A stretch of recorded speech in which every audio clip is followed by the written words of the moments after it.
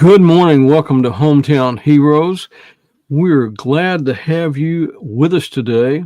Today, we're going to talk about this young man, Alex Viola, and we've got his father, Frank Viola, on. And Frank, welcome to Hometown Heroes. Thank you, Rick. Thank you, Mary, for having me. I first met Frank and his wife, Peggy, about 2019 at a Gold Star Family Monument dedication in Keller. And I think that our friend Randy Stillinger, his daughter Erin, was the catalyst behind getting that memorial uh, erected. I mean, it cost a lot of money to do that. And we just kind of hooked up then, and we've seen each other over the years. And you have a great way of m- keeping Alex's memory alive. So today we're going to talk about Frank and Peggy and their family, and of course their son Alex. And so, welcome to Hometown Heroes. Thanks, Rick. And just tell us a little bit about you, Frank. I mean, you moved into the Metroplex. Uh, In '93. okay.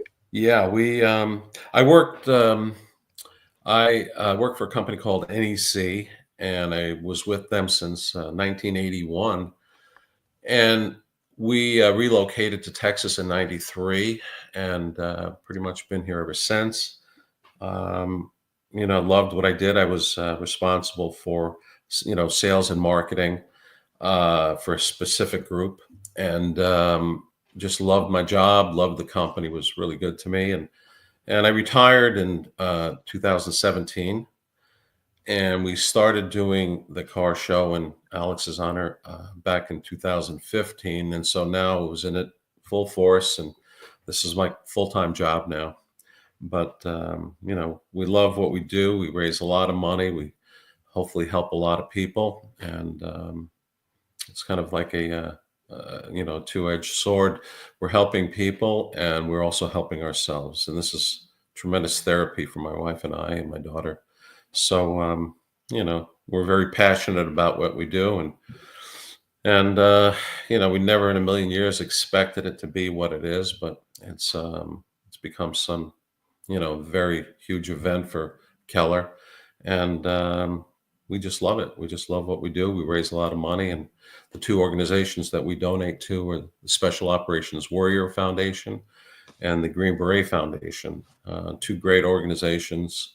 Over almost 90% of everything they raise goes towards the cause, and we couldn't be happier to donate to such great organizations.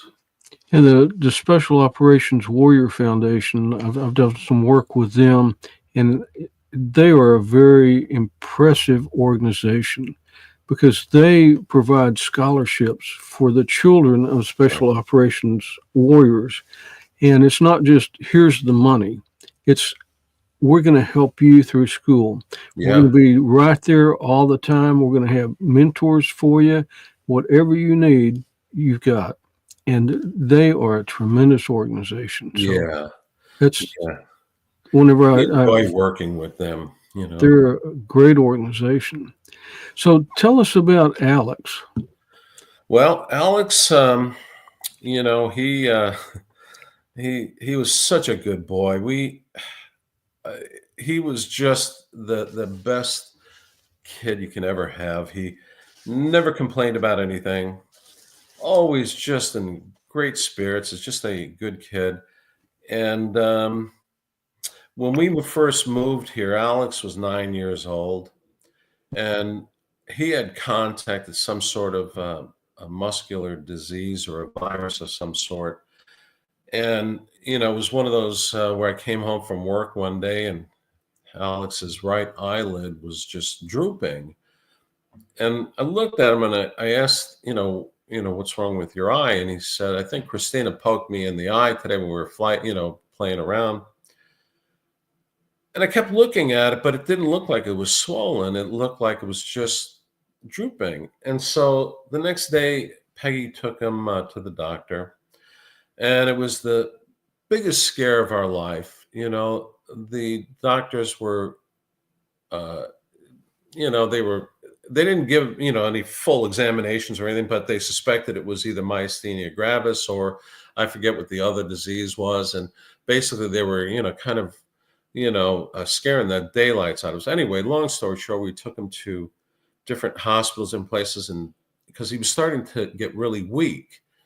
And this went over a year, and he lost most of his muscles. He was starting to atrophy. He couldn't go to school anymore. We had to do homeschooling, and then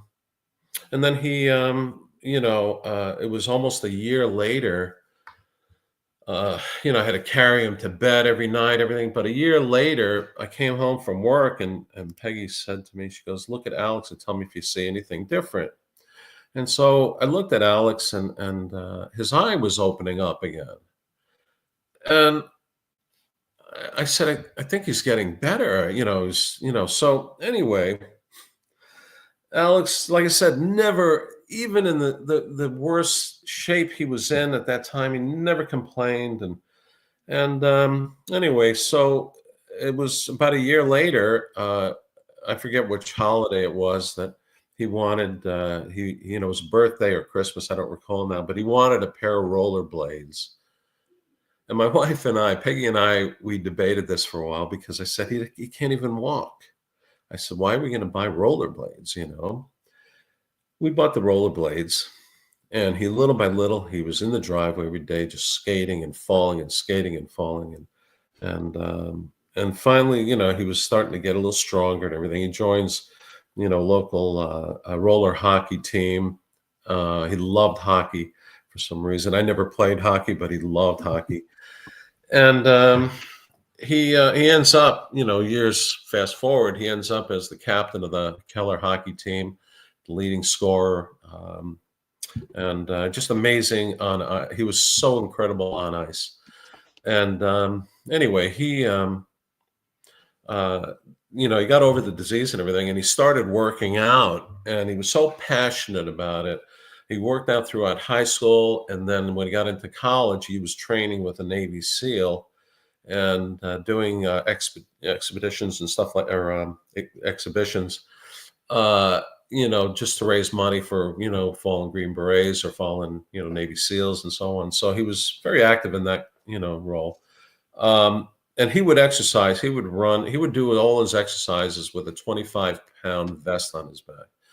He would do sit-ups, pull-ups, this, that, all this stuff. And then he started running. When he was running with a 75-pound backpack. And he'd run 6 or 7 miles because he knew that he would have to have, when he was with his rucksack, which weighed about 50, 55 pounds, he wanted it to weigh nothing. And so he would work out and run every other day, with 75 pounds on his back. Then he started swimming, and he went to the Keller Point, and he would swim every other day. And he was just getting bigger and stronger, and, which was truly amazing, given the fact that he lost all his muscles and he was atrophying. He was like, in sad shape for a long time.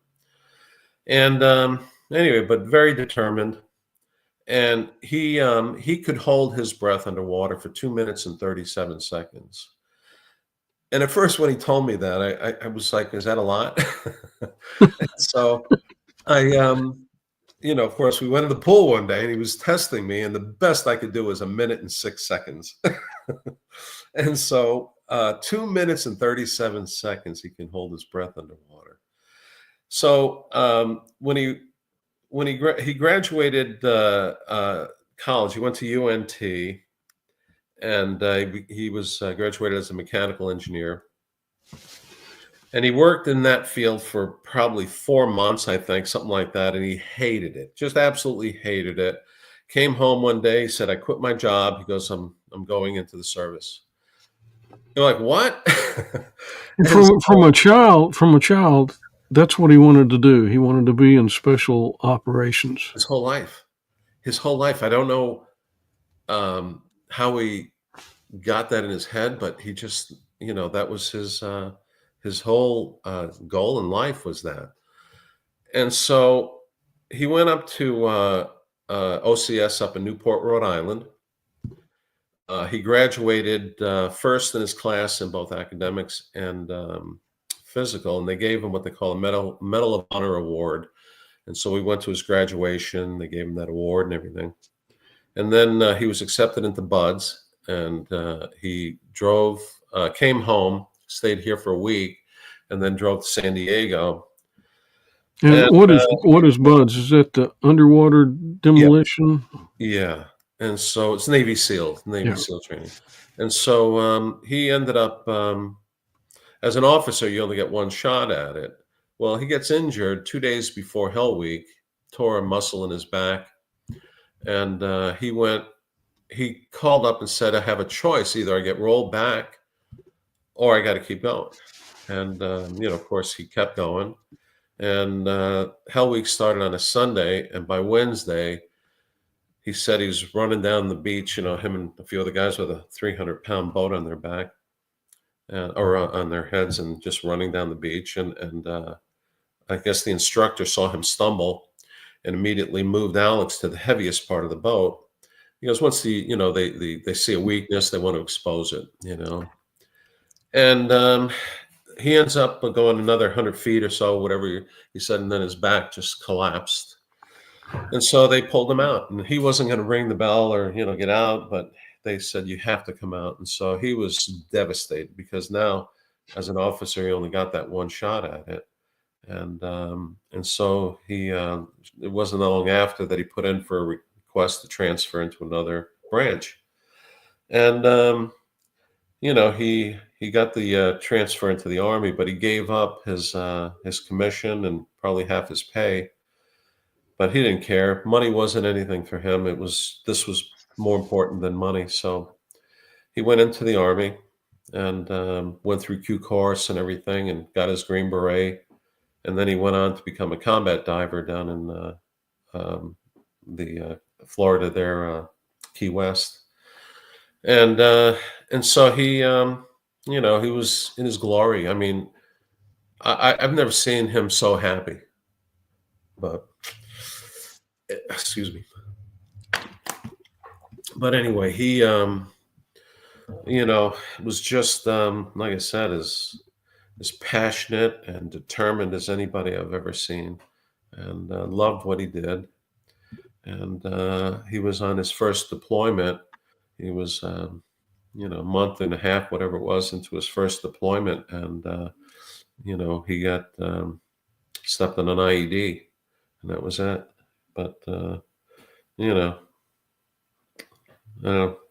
it's just crazy, like I said, it's and when the story, when I was up in New York at the time on business, and I had spoken with him. It was a Friday. I was done with my meetings and everything, and he called me up while I was up there, and we spoke for a while. And I sensed something in his voice that, I just wrote it off as being tired or, just, busy. And so later on, and then Sunday is when it happened. So I spoke to him Friday, and then Sunday is when he stepped on the IED. But what I found out was that on Friday, when he was in Kandahar, he was helping another unit, guys off of a helicopter that were wounded, and and some lost their lives. And so he had seen some things that, it's just, most people shouldn't ever see. And I think it really struck him, at that point. But, that's just my personal observation. But yeah, we lost him on that Sunday. I came home, and I called Peggy from the airport, and no answer. And I knew Peggy's mom was in town, and she had some health issues that, days before. And so I get I get home, pull in the garage, and Peggy pokes her head into the garage, and it was written all over her face. There was something wrong. And so I said, I said, what's the matter? And she goes, not good. And I'm thinking something happened to her mom. So I get in the house, and she tells me that Alex was killed. And I'm like, what? I said, bullshit, just going nuts, right? And meanwhile, I didn't even know it, but the soldiers were still in the front foyer of, my house. And as they come around the corner into the, and I see them, I'm like, that was just validation at that point. And worst day of my life.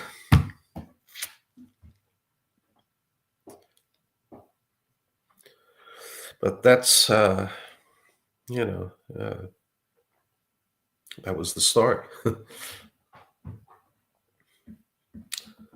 And this is the last picture of Yeah, him right before it happened, correct? this picture was taken by one of his guys, probably literally within an hour after, it happened, or before it happened. And yeah, excuse me. But anyway, Certainly nothing that you had expected at all no, to no. just walk in, and the soldiers that came to give you the news, they had been there for a little bit before you found out, Yeah, because they literally, I think they were there probably within an hour before I got home. And so, yeah, it was a hard day. I know that your daughter Christina, I read that the story that she told about the whole experience, and it just very touching and just heart wrenching. Yeah, yeah, that was hard. Because I guess at the same exact time that they were notifying, Peggy, they were also notifying Christina. And so, they just shocking. Sorry. No, no apologies needed. That's got to be a person's worst nightmare.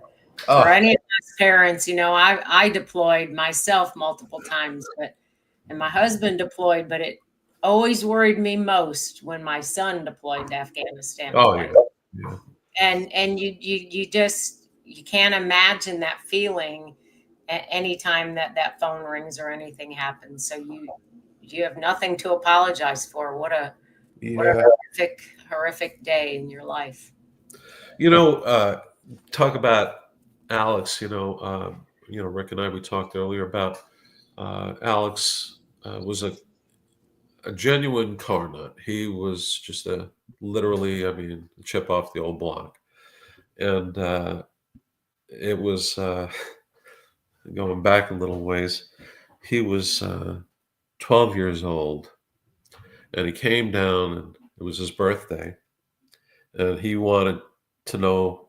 He says, "Dad," he says, "when can we build a car for me?" And I said, Alex, I said, when you turn 15, I said, we'll start looking for a car, and you'll, have something to drive when you turn 16.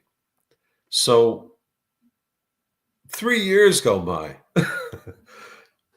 Day of his birthday comes down, and he's going through the paper, and he's looking. At that time, all the car ads were in the paper, and so I'm like, oh my god, I can't believe he remembered.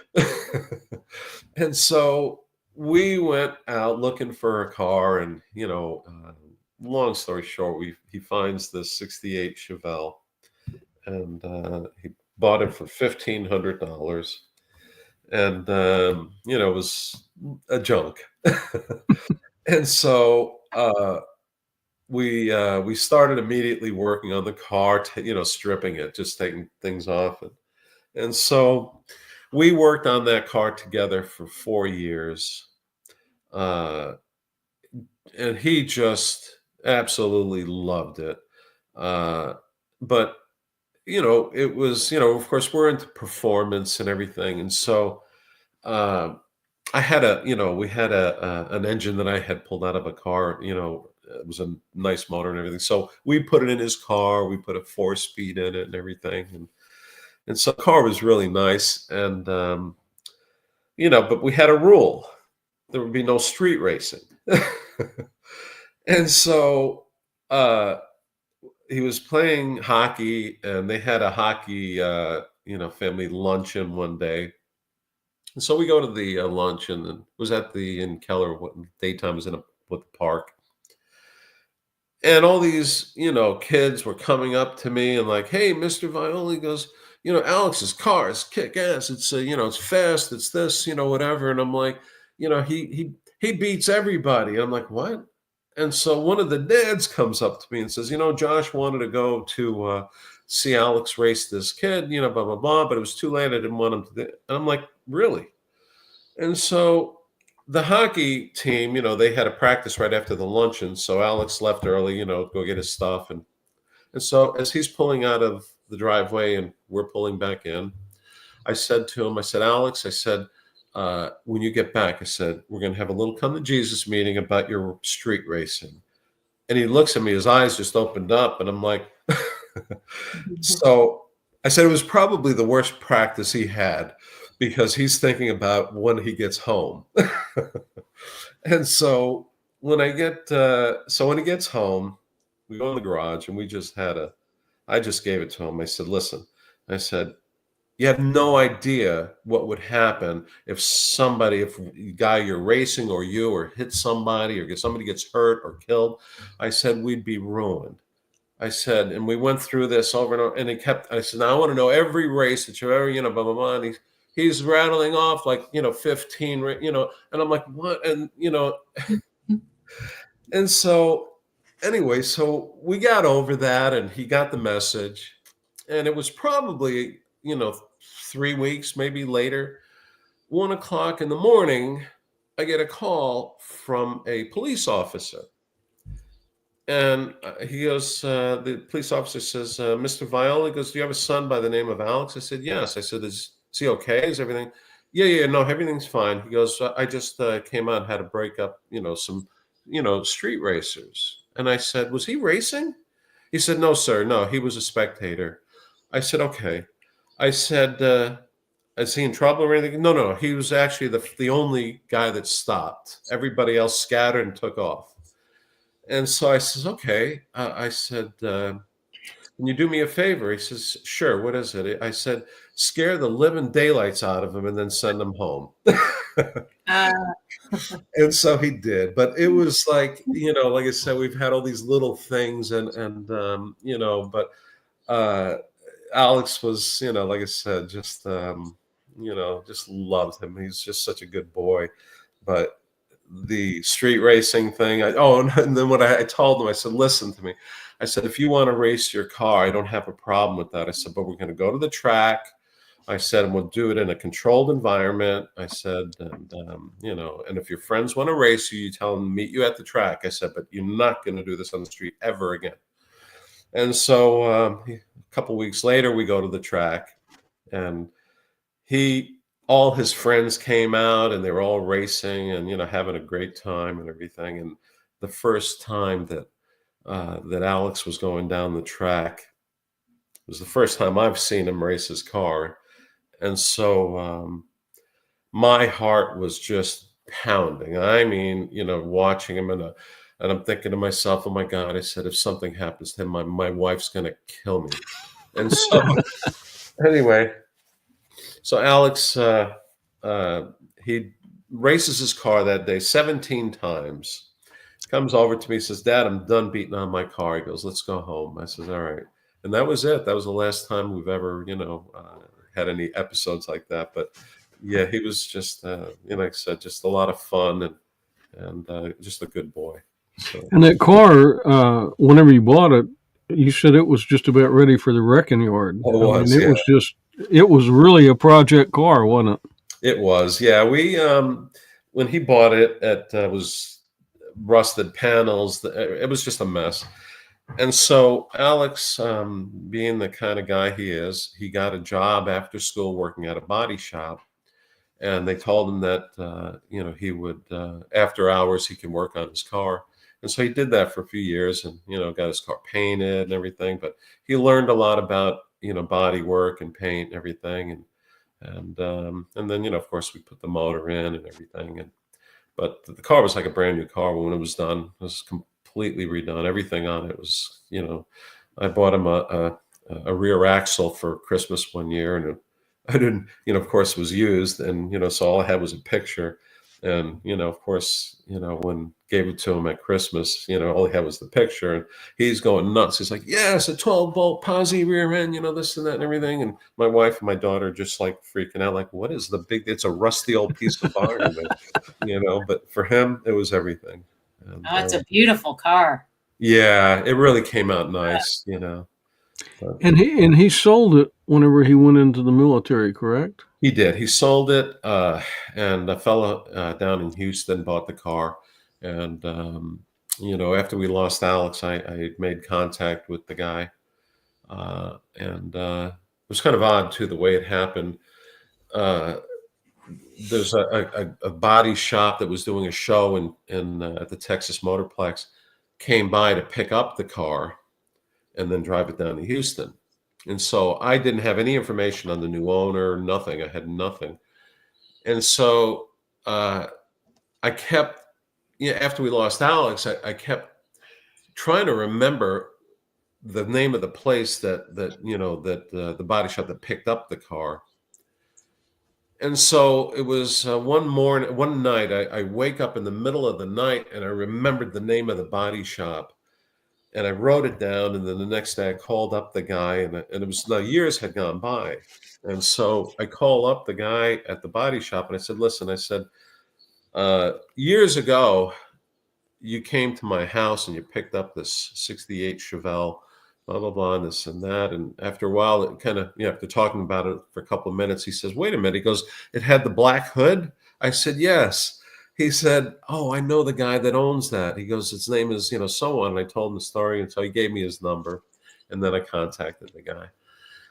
And he was just heartbroken. He was a veteran himself. And he said that he would sell me back the Chevelle for whatever he had into it. And so I came, home, and my wife and my daughter and I, we sat down, talked about it. And Alex had sold that car before, when he went into the Navy, because he didn't want it to sit in storage. And so anyway, when the guy asked if I wanted to buy the car back, we talked about it, and my daughter said, "Dad," she goes, "the reason why Alex sold the car was because it would sit in storage, and he didn't want it to sit in storage." He goes, "And what would you do with it?" And I already had two cars, and I said it would sit in storage. And so, I told the new owner, I said, "You know what?" I said, "You're enjoying the car with your boys." I said, "Keep the car." I said, "I know where it is, but," I said, "you guys would, Alex would have wanted you guys to use it rather than sit in storage." So anyway, so we never bought the car back, but I do have his truck. And I was telling Rick that when I bought that, when he was buying that truck, I fought him on that, just like I fought him about Special Forces. Uh, and he's like going on, "I really want this truck. I really like it, blah, blah, blah, this and that." And I was trying to talk him into buying just a piece of junk, I said, "When you get out, buy something nice, because I knew he'd be deployed and, whatever." And I said the car would be sitting. And so after a few minutes into that conversation, it hit me like a ton of bricks. I said, I couldn't talk him out of special ops. I said, "How am I going to talk him out of a truck?" I said, "Alex, buy the truck. If that's what you want, buy it."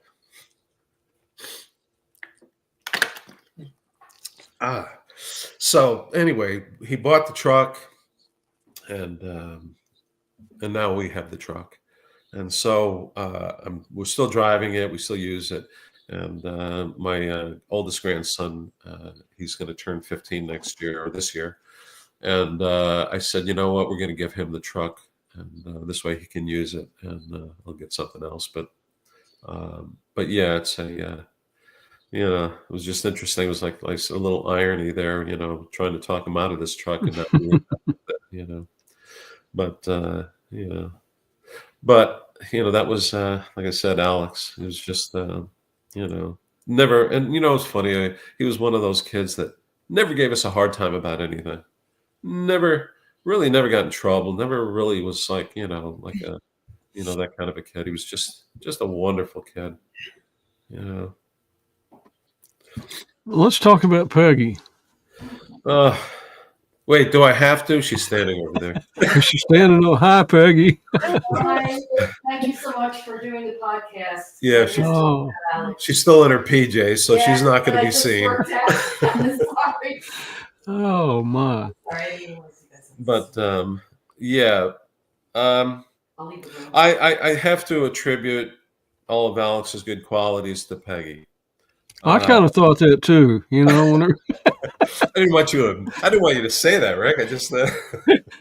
But yeah, Alex was as honest as the day is light, and just a really good-natured kid, and always looked in the best of people instead of the worst. And he was just that kind of kid, and I think a lot of those and the smart. I mean, extremely intelligent and driven, and I think most of those qualities come from his mom. So. But and then all the other good stuff comes from me. But yeah, I think the parts that he gets in trouble probably came from me. But yeah, Peggy, of course, Peggy was born and raised up in the upstate New York. White Plains, Valhalla is the town that she lived in. She was born in Yonkers, and she moved to Long Island, which is where I was, and she came into high school, in 11th grade? And so I think I fell in love with her when I first saw her. And we started dating after I graduated. She was still in high school in the senior year, and we've been together ever since. But but she's a good mom. and you started that journey dating back in high school, and you've been on quite a journey together. Yeah. And then to come to become Gold Star parents, that's not a club that anybody wants to ever be in. No. But you've been there for each other and to shore each other up, and still walking hand in hand. And you're walking through this journey together, and then you start the car show. Yeah. Which helps other people know more about Alex and those other fallen warriors that we have. And y'all are doing a great work together, and you complement each other so well. Yeah, it's kind of funny. After we lost Alex, we were struggling. We were not in a very nice place, and so we kept thinking, what can we do, to keep Alex's memory out there, and and just something that we needed to do for ourselves. And so it was staring us right in the face, and we didn't even see it. We kept thinking, oh, maybe a golf tournament, oh, maybe something, and all of a sudden it hit me. I said, wait a minute. Alex and I are both car guys. I said we loved car shows. We went together for years. We would always go to car shows together, which was another interesting thing, because, little things like sometimes you don't, they just, come and go. But to me, there's like these little things that just stand out in my mind.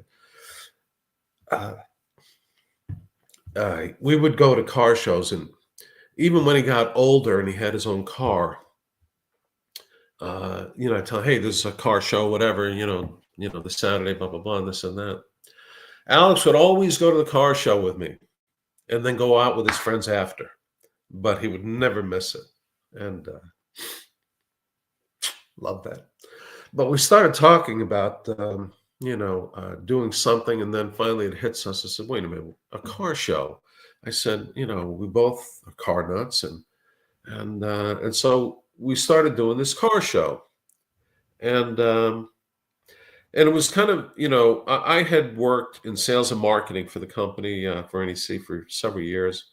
And, one of the things that fell underneath, my realm was, major events and trade shows and, sales meetings, stuff like that. So it was almost as if, I was in training all these years to do this. And so our car show, I never, I didn't know how to do a small car show.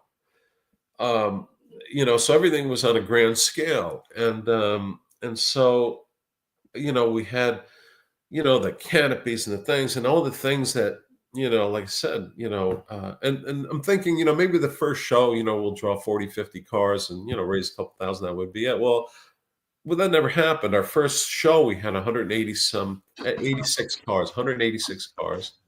We raised $20,000, and it was just from there. It was just, it kept growing, and so I was telling somebody the other day that you know because of what we do, and I said it has to be completely transparent. We don't take any money from it. Actually, Peggy yells at me if I use any of that money for stationery or things that we need for the show. So we pay for a lot of those things out of our own pocket because we want to donate as much as we can donate. And so our first show, after the first show, I put a press release out. I had scheduled the check presentation and trying to get people there, and had these things, right? And I think 4 people showed up, and one of them was my daughter. And uh, so there I am doing this presentation to 4 people, and a little embarrassing. And I said, but we can't stop. I said, I don't want to stop doing that. So we've been doing this, the check presentation and everything after. And so now, like I said, we draw a pretty good crowd, even for the check presentation. We have representatives from both organizations that come out, whether it be colonels, generals, and, General Hutmacher actually is coming from the SOWF this year. And so it's become a little bit more of a big deal. But I said, I don't know how to do a small thing. I said, I've never done that. I said, our company, the smallest events we had were 500 people. I said, and so that's the only thing I know. And so we kind of stayed on that track, and and now it seems like everything fits. And how long have you been doing the car show? When did you start? 2015 was our first show. Okay. So this year will actually be our 10th show. We skipped 2020. We had to cancel because of COVID. And even during COVID, we still raised 42,000. Yeah. 42,000 that year. And so, but yeah, so like I said, it's, the way we've done things, and, and even the awards, we do, this year, our award, is a, statue. And I said, I don't want to do like a simple plaque or a, cheap $10 trophy. I said, this is supposed to be symbolic of Alex. And I said, so we actually had a statue made a few years ago of Alex, and but the production cost was just so high that it would end up costing now $100 and some odd per award, and I couldn't justify that, So, but yeah, it's the little things, and then another. I was struggling when my first show, when we were planning the first show. I'm sitting at the table with one of the Green Berets was at the house with his wife, and they kept asking, what can we do? We want to help. We want to be part of this, and this and that, and there I am. I'm actually writing or putting together the judging sheet and the registration form. All of a sudden, the light bulb goes off. And I said, his name's Carlos. I said, Carlos, how would you like to recruit the other guys? and you guys be our judges. And he said, well, we don't know anything about cars, to be a judge. And I said, that's perfect. I said, all I want you to do is pick your favorites. And so they go out and they pick 25 of their favorites as a group. And then individually, they pick their favorites. So we give awards for all those. And it turned out to be one of the best things that we've ever done, because when you try to get judges, that are, unbiased and just very objective. And I said, man, I'm trying to find a needle in a haystack. I said, and the last thing I want is to have any kind of negativity in the show where people say, hey, why did that car win and not mine? Mine's better than that, that kind of stuff. So now we let the Green Berets pick their favorite cars. And if anybody complains, talk to the Green Beret. and so there are no classes. There's no anything. It's just they pick their favorite cars, and that's how it is. And I said, it's their day. I said, let them pick their cars. And so they pick cars that are like a $20,000 car or a $300,000 car. They can all win. How many cars did you have in the 2024 show? How many? How many cars? How many entries? 373 registered cars at the show this year, this past year. And we raised about 125,000, 123,000, something like that. Well, you've grown it pretty big. It's probably one of the largest events in Keller, isn't it? There's another show. It's the Connors show that is in April, and Ty is a good friend of ours, and he helped us out with our show. But the only two shows at the town hall, and we're kind of bookends. He's in April, and we're in November. And this year it's November 9th. November 9th. Right around Veterans Day. Yeah, we try to keep it. Well, there's two reasons for November: Veterans Day, and also that's when we lost Alex. We lost Alex on November 17th, 2013, and so we it's funny because initially I didn't want to. We didn't want our show to interfere with any of the other shows, and so most of the other shows end in October. So I said, we'll do ours in November. And, of course, like I said, all of a sudden it's like, Veterans Day, we lost Alex that month. So it all works out. And it's become, of course, it's our favorite show. But it is it's become kind of a staple event for the town now. And, we work with the Rotary Club, and they bring out 1,776 flags, full-size flags that they put on display. We have an air show, which was an interesting story, how that started. I was handing out flyers at a show one year, and this old friend of ours, he was a retired colonel. He said, Frank, I'm working on something for your show this year. I says, really? I said, what's that, Bill? He said, he goes, I've been talking to some of my buddies at the Pentagon, and we're trying to figure out how we can get a C-130 to your show to do a flyover.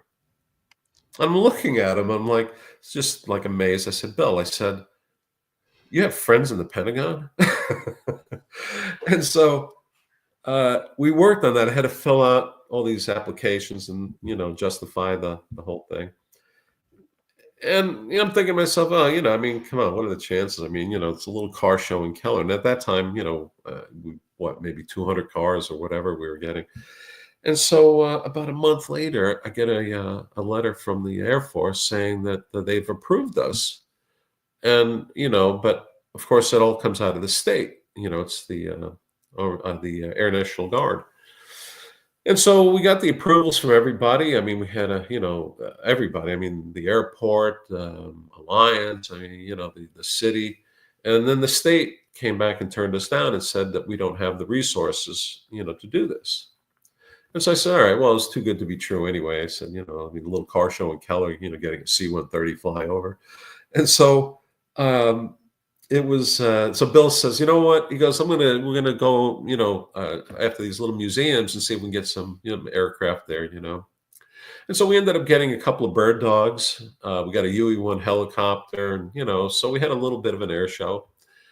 And then it was the next year, we still had the request in for the, Air Force and everything. Every year we put in the same request.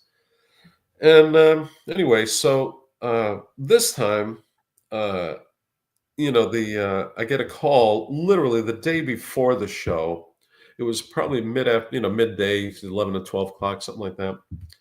And I get a call, and this guy, says, he goes, Frank, he goes, I don't know if you remember me. This is Chris Wells. He goes, a friend of Alex's. I said, yeah, Chris. I said, how are you? He goes, good. He goes, I saw that you guys had put in for a flyover, for your car show. I said, yeah. I said, but the state turned us down. He goes, well, we're going to be there tomorrow morning with 2 F-16s. I'm like, what? He said, I'm in Tulsa, Oklahoma. He goes, we're going to be there tomorrow with 2 F-16s. And I said, oh my God, Chris. I said, I'm like scrambling now, the day before the show. I have all sorts of things going on. And so I had to hook him up with our national anthem singer, give him the time, everything that this is all happening. And so we had, at that time, we had this local lady singing the national anthem for us. And she, she rehearsed it with him on the phone 3 times. So they got the exact time of the national anthem, right? And so right at the very high note of the national anthem at the end, boom, there come the 2 F-16s. And but before that, it was it was kind of funny because I had the mayor say a few words. And so the mayor was so impressed with the little planes. And he kept saying, oh my God, this has never happened in Keller. We don't have anything like this, and blah, blah, blah, and this and that. I'm standing behind him. Now, I never said a thing about the F-16s to anybody, because I didn't know if this was really going to happen, And so I'm listening to the mayor, excuse me, and I look up in the sky and I see the 2 F-16s way out there, just kind of circling around. And the mayor was so impressed with the little planes. Excuse me. Can you give me a bit there? And so I'm saying to myself, Mayor, if you thought that was impressive, hang on to your socks.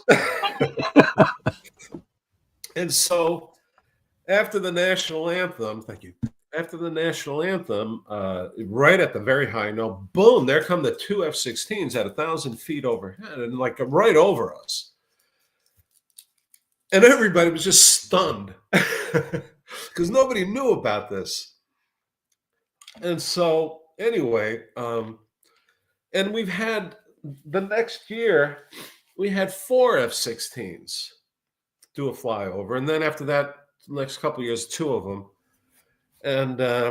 And so, and it's always, like I said, they, this year, the planes, the pilots were there, but the planes were deployed. And so they couldn't come out this year. But it's like, it's just a bizarre thing. It's like, who has an, F-16s at a car show? And, but it was just amazing, just spectacular, But, like I said, it's evolved into this thing now that, like I said, our expectations when we first, set out to do this was, we didn't really have expectations. We thought, maybe 40, 50 cars and that would be it, And now we have this air show and, the Green Berets are there and the number of cars that come out. And it's just, I don't know. It's just sometimes it's mind-boggling, But there's some of the Green Berets that are there, and then the Field of Flags. Yeah. That's so impressive.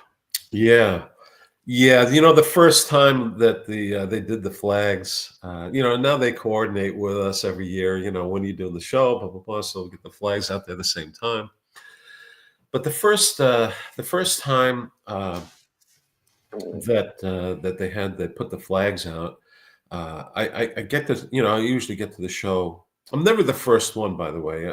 I thought I would be the first one of our own show, but there's these car guys. The first time, first show, there was when I got there was 40 cars already lined up waiting to get in. I'm like, oh my God, I'm embarrassed that I'm the last guy coming in here. And so, because we don't open the gates until 6 a.m., but these cars are lined up by 5 o'clock. And so when I came in the first time and I saw the flags, I opened my car windows and it's just quiet and there's just a little breeze blowing and you hear those 1776 flags just kind of fluttering, all in sync. And it was so emotional, just to see that. But yeah, it's like I said, we're extremely proud of what we've done and the money we raise and everything.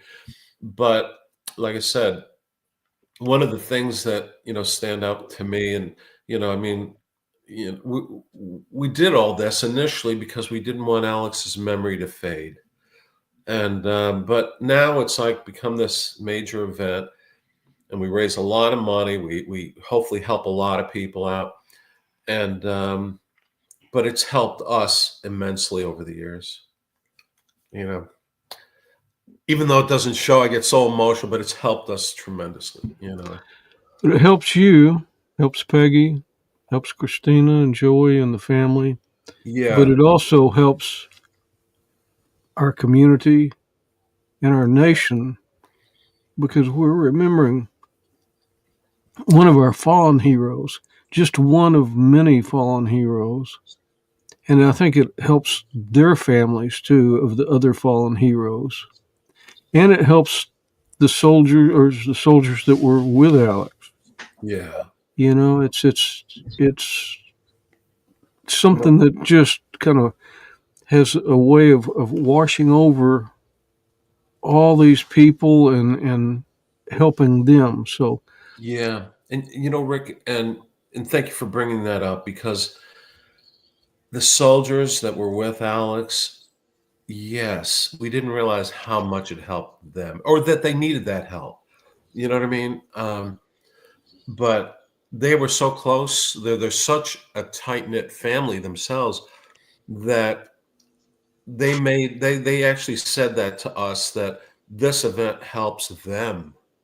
And because you said at first it was just those soldiers coming to the car show, and now they're bringing their families, and yes, your family, they're come from all over the country to help put the car show on, and now you've got the special forces families coming in to be part of your family. So yeah. Oh, it's and that's such um, a highlight for us because like I said, in the early days, they were just coming out by themselves, and now they're bringing their wives and their kids, and it's become such a big family event, and we just love it. We love having them here. We love just the nights that we spend with them. Just laughing and talking and catching up, and we're watching them grow. They become like our own kids.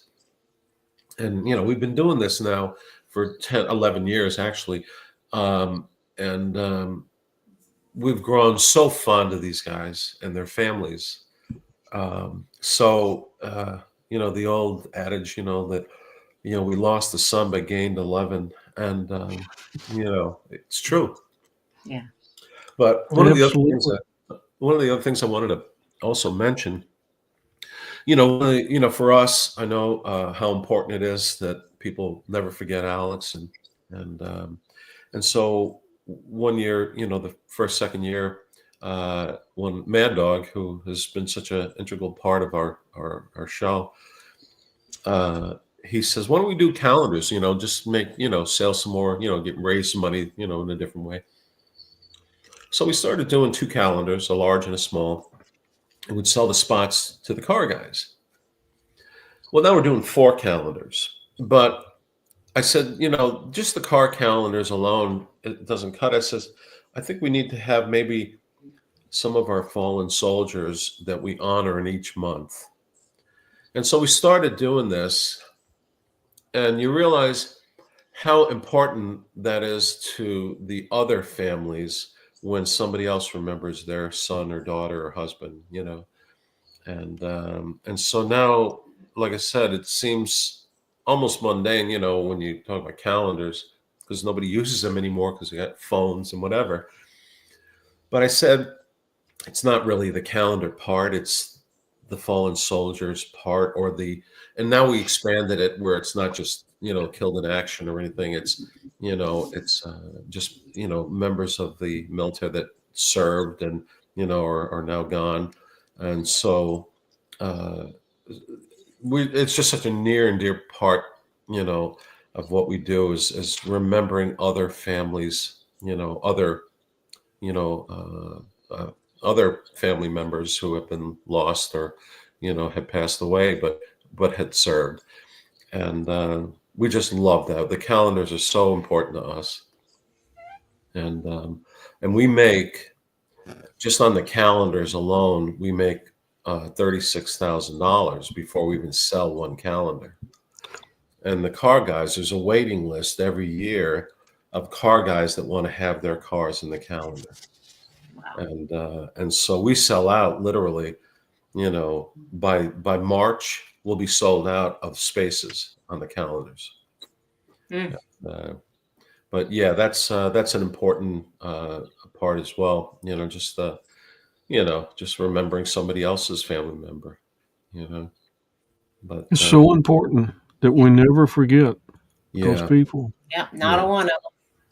yeah. So it's like I said, we just we love what we do. We love that we're helping others, and as a bonus, we're helping ourselves. But We have a few comments. This is Mimi from the Air Power Foundation. Thank you for sharing Alex's story. We will never forget. And that's and sweet. then our friend Carla Wicks, Gold Star mom and veteran. Hey, all of you special friends. So a lot of great people out there. And, we'll never forget and we'll always remember Alex Well, and his thank you. contribution. Yeah, thank you for that. Yeah, he's if I didn't mention it, this was the last photo taking of Alex. But never gets easy. It doesn't, does it? No. But No, you and Peggy there's are moments, very, there's moments when you think, oh, I'm not going to get emotional, and then it hits you. and you never know when it's going to happen. No, and sometimes I just mention his name and I get emotional. But I guess that's the way it's supposed to be. But but we have each other. Peggy and I. It's a funny thing because you see all these, you read all these statistics about families that lose a child, whatever, that end up getting divorced or splitting in some way, and this and that. And so we've always been conscious of that, and we really work hard to try to keep it together because we need it. We need each other, to get through these things. So. Well, Frank, we are just so honored to have you on the podcast today. And we're so glad that we could help you remember Alex. And, the car show is going to come up in November. And it's a great time for the community to come together to not only honor Alex, but our other fallen heroes Yeah. and our Gold Star families. Yeah. The check presentation's coming up on the 6th of February. Yeah, February 6th at 1 p.m. we do At our check Keller. presentation. Yep, at the Keller Town Hall. And So an opportunity for folks to come out and support there, and we're going to have some. I know Carla, you just had her up here. She's working on a group of getting some of our World War II vets out, and I'll be bringing Don Graves out. oh, nice. So if you want him to sing, he'll certainly be happy to do so for you. We might have him do that. But He's we do. Oh, one. we every year that we've been doing the show, we pay a special tribute to some of our World War II veterans, and we have our award, which is we call the Warrior, and we present the World War II veteran with one of our Warrior Awards. So we're going to be looking for another World War II veteran this year. So, Mary, if you have anybody in mind, that'd be awesome. I know I spoke to Carla about that, but we would, definitely love to, pay tribute to one of our World War II vets. So Absolutely, we got a few of them still. Yeah, This is Daughter of one of them. This is Debbie Thomas. She said, "My heart, love, and prayer go out to all our Gold Star families. We will always remember." And she is the daughter of Al Chatwin, who is a World War II veteran. So, nice. We might be able to get him out to the car show too. So, very nice. Oh, that's awesome. Yeah, but we owe a lot to these folks, right? And so we're just we're happy to have the opportunity to be able to do that. And of course, under the circumstances, it's kind of bittersweet, but we appreciate the opportunity to do that, to honor and pay tribute to some of our veterans, but I can't thank you guys enough for allowing us to, share our story and talk about Alex. So we're very honored to be able to do that, Frank. Because it's one of those things in life that Mary and I do a lot of things with a lot of special people, and it's people like you and Peggy that we can say, hey, we love y'all so much, and we pray for you, and just thank you for doing what you do to honor your son and to remember him, and what you do for the community and for the other Gold Star families. Yeah. Thank you. I appreciate that. Both Rick and Mary, thank you so much for giving us the stage today. So we appreciate that. We appreciate you, and don't forget that the Alex Viola Memorial Car Show is going to be November 9th in Keller, and as it gets closer, Mary and I will be promoting it on our podcast. So, thank you. Yeah, thank you for that. But what's my? No, I just want to say thank you so much for. She doesn't want to be seen right now. Her voice is heard. Well, thank you so much from the bottom of our hearts for letting us talk. Letting Frank talk about our son and what we do, and we appreciate everything that you do. Yeah. We appreciate you too, Peggy, and love you so much. We love you guys too. Thank you so much. But if I can be of any service to either one of you guys, let me know. Be happy we will. Any way we can. But, we surely will.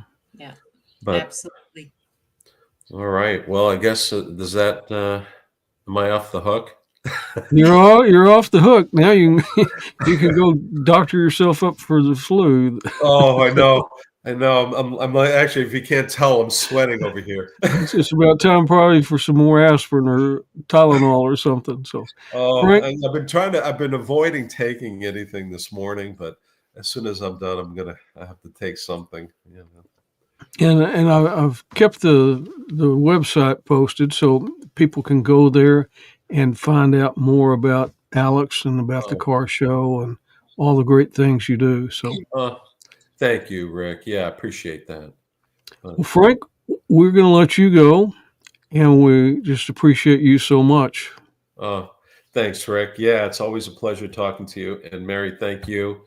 And like I said, if there's anything we can do for you guys, just feel free to call. Absolutely. I'll do that. All God right. bless. All right. God bless you guys. Bye-bye. All right. Bye-bye. Good morning, Mary. Man, I'll tell you, sometimes it's so hard to even keep your composure when you're listening to these stories because your heart just is so broken for them. But, folks out there are watching, listening, you'll watch or listen later. These car shows are really something. My husband and I went to one in California when we were out there. And, it's really neat just to see the cars and how they fixed them up. And, it's just really an experience. And I know Jeff, one of our board members, him and his wife, Kim, go to a lot of car shows. So they're probably at that car show because they don't live too far from it. And so it certainly is something. If you haven't been to a car show before, you don't know what it's all about, just go and enjoy it and see what it's all about, and then experience the events surrounding it. It's just kind of a party is kind of how I saw it was just really kind of a party atmosphere. So it's pretty cool. Those are good to go to. So Yeah. We had roll call Friday. Yes. And I was not there, but I saw that y'all had a good turnout. Yep, I wasn't there either because I was out with not feeling very well. I was pretty sick. I'm still recovering from it. Oh my! First time I missed a lunch that I wasn't deployed, but I didn't want to risk getting anybody sick. But we have that luncheon in December early, and then the next one is January, and the weather was nice, and it was a full house. So everybody was there. It was the first time that we did our Carla spearheaded doing a women's veterans gathering, as we've talked about before so many times. I'll be out. Many of us female veterans will be out with a group of men that are vets, and I'll have their hats on and everything, and no one even realizes we're veterans. The same thing happens at a lunch. A lot of times the newer females don't know who the female vets are. So we were asked, hey, could you put together a group so that we can meet the other female veterans? Because we don't even know, who they are at the lunch. So we don't know who to sit with or how to, get in contact with people so we can kind of make some friends, maybe go out and do some stuff. And so Carla did this luncheon. Great turnout. Our friend that we met, Gretchen Evans, she was there, and the most highly decorated woman, first woman to take troops into combat. And she spoke to the ladies, and Miriam and Carla presented her with a quilt, and so it seems like it went really well. And they'll get to know one another, and then when they come to the luncheons, they can decide ahead of time, hey, let's get a table together and let's hang out, let's go do stuff. And so that was pretty cool. And Milan, Georgia was our speaker, and I'm getting emails still about how great of a speaker he was. So, it's just all of those things came together to make it a great lunch. And the next one, of course, will be the end of February. The 28th. And I think we're opening the RSVP on the 17th. So that will be the window to get in there. We filled up in less than 3 days. I was getting emails and phone calls from people on the 4th day saying, are you really sold out already? And I'm like, yep, we are. We opened it for 460 originally, and that leaves me some space to decide if depending on how many volunteers it is that have RSVP'd, how many more extra seats I can open up. So then I'll open them up as we go to keep it, where we can not have the room over full and still comfortable. But we seated about 470 people and then had the volunteers. A lot of coordination to do all that. Is a packed lunch. So if you want to come, remember, hottest ticket in town, as Rick likes to say, you better RSVP on day one. That's right. And that's coming up the 28th of February. Mm-hmm. And that's over at the Willow Park Baptist Church in Willow Park, Texas, just west of Fort Worth. That's our temporary meeting place. But a lot of people over in Parker County and maybe over in Palo Pinto County that don't usually come to roll call can come. And you can find our more information about it at roll-call.org.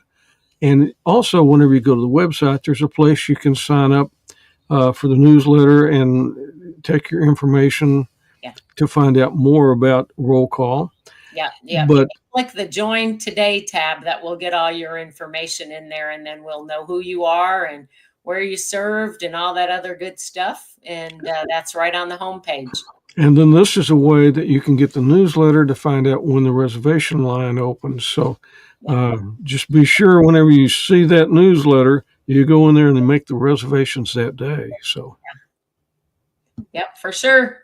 We have a lot of other things going on right now. It's the Fort Worth Stock Show and Rodeo. It's from now through February 8th, and that's the big event in Fort Worth. Somehow I got involved in it. And, last night was the 11th rodeo in 11 days that I've been to, and I've got 14 more performances to go to. Yeah, and it's a great experience. We celebrate our Western heritage. The Marine Honor Guard, the mounted Marines here, they've been there several times at the rodeo to present the colors, but the Air Power Foundation, along with the North Texas High School Rodeo Association and Air Power, I said Air Power, they're going to have the Marine Mustang, the mounted colored guard, and that's going to be January the 30th at 7 p.m., and it's at the Windy Ryan Arena. If you're familiar with Saginaw, Texas, it's right there at the corner of Saginaw Boulevard and 8 North West Loop 820. And they are doing a fundraiser for the NASJRB food pantry. So if you bring a canned good, you get in free. That'll be a great time to see the Marine Corps Honor Guard. And then next Monday, February the 3rd, is going to be Military Day at the Fort Worth Stock Show and the rodeo. I don't think there's any more free rodeo tickets for military and veterans. They went pretty quick. They did. But you got to get those in September. I learned. Yeah. But the Hillwood, which is part of the Pro Group, they're the sponsors, and they provided the rodeo tickets and a lot of other things for the veterans to get into the stock show. And our friend, County Commissioner Manny Ramirez, he's sponsoring the Tarrant County Salutes Veterans. And that's going to be kind of an expo where we have a lot of different organizations. It's going to be at the Roundup Inn. And that's going to also be on February 3rd. You can register. I think registration begins at 9 through noon. And you can register online. Yeah, and you also get a free lunch. Right, so get a free lunch. And last year, and we'll have Don out there again this year, but last year, they'll have more people today or this year, but they had like the VA representatives were there, the Texas Veterans Commission folks were there, the Tarrant County veterans were there.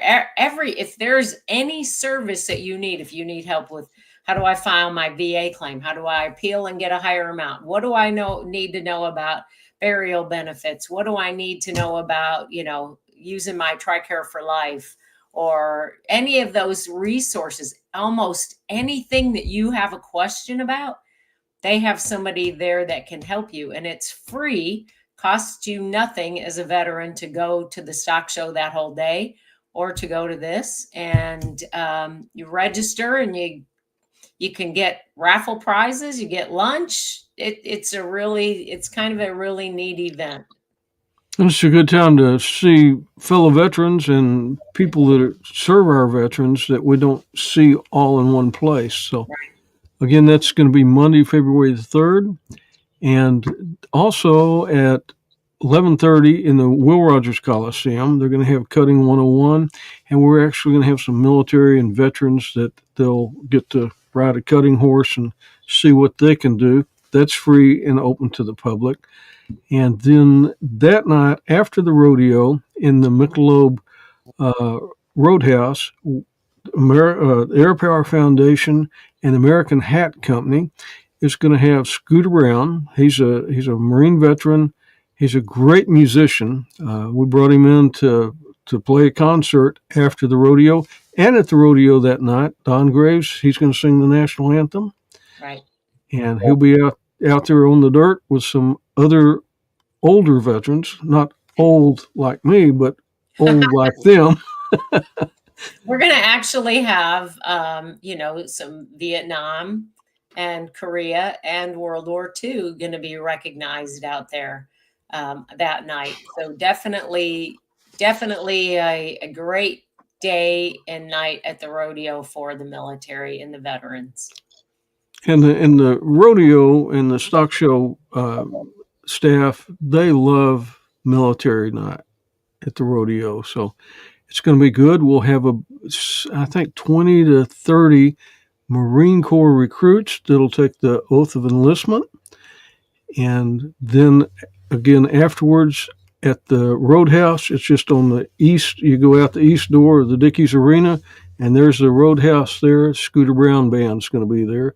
And we just thank the Air Power Foundation for sponsoring that, and our good friends at American Hat Company for sponsoring it. Keith Mundy, he'll be there. He's the president of the American Hat Company and a good, he's on the board of directors for the Air Power Foundation.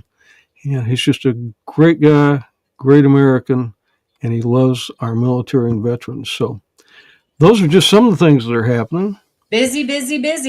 And busy times. Mark your calendars to come out on the 6th of February to the Keller City Hall, and at 1:00 they'll be doing that check presentation and activities surrounding that. So plan for a little while to be out there. Come out and join us. And just go to roll-call.org, find out more information about roll call. Well, it's great to have Frank on today and to talk about his son and how they are doing so much to not only remember their son Alex, but also to help the community and other Gold Star families. So, Amen. Mary, thank you so much for being with us today. And we will see you next week on Hometown Heroes.